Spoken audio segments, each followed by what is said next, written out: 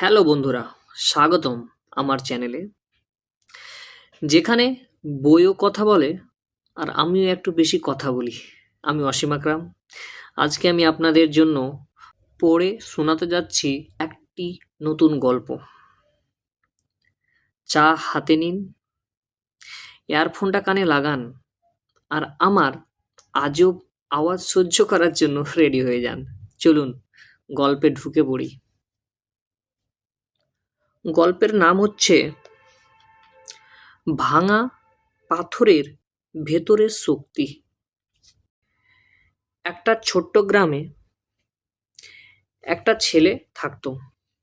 সে খুব শান্ত, সহজ সরল আর সবার জন্য সবকিছু করে দিত।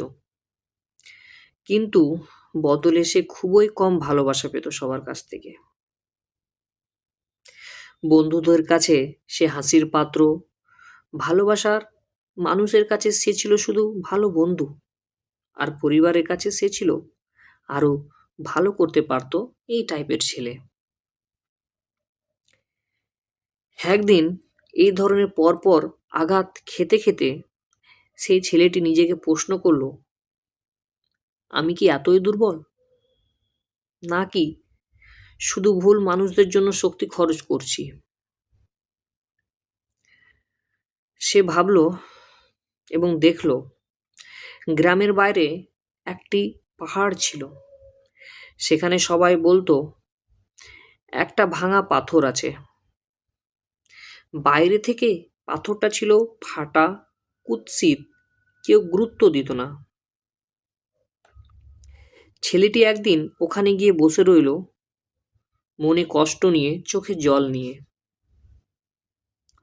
হঠাৎ সে দেখল এক বৃদ্ধ লোক সে ভাঙা পাথরের উপর হাতুড়ি দিয়ে আলতো করে আঘাত করছে। ছেলেটি বলল, কাকা, এই ভাঙা পাথর দিয়ে কি হবে?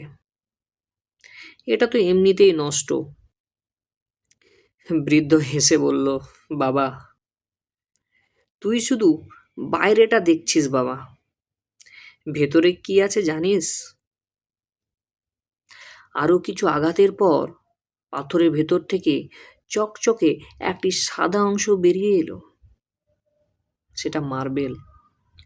বৃদ্ধ লোকটি বলল, এই পাথরটাও তোর মতোই। সবাই ভাবতো এটা ভাঙা, দুর্বল, কিন্তু আসলে এর ভেতরে শক্তি ছিল। শুধু সময়ের অপেক্ষায় সে বার হতে পারেনি। সেই দিন থেকে ছেলেটি বদলে গেল। সে আর সবাইকে খুশি করতে গিয়ে নিজেকে ছোট করা বন্ধ করলো। সে বুঝলো স্ট্রং হওয়া মানে চিৎকার করা না, বদলে নেওয়া না। স্ট্রং মানে না বলা শিখে নেওয়া, নিজের সম্মান নিজে রক্ষা করা, ভুল মানুষ ছেড়ে সঠিক মানুষ বেছে নেওয়া, কষ্টকে শিক্ষা বানানো। মাস কয়েক পর মানুষ দেখলো ছেলেটি আগের মতো ভালো, কিন্তু আর দুর্বল না। যারা তাকে অবহেলা করত তারাই এখন তার সম্মান করে, কারণ সে শিখে গিয়েছে আমি ভাঙা না, আমি গড়ে উঠেছি। তো এই ছিল আমার গল্প। তো আমি আপনাদেরকে এখান থেকে একটা মেসেজ দিতে পারি, মানুষ যত স্ট্রং হোক, কষ্ট তাকে আরো স্ট্রং বানায়। তুমি ভেঙে পড়েছো মানে তুমি শেষ না, তুমি নিজেকে আপগ্রেড করছো।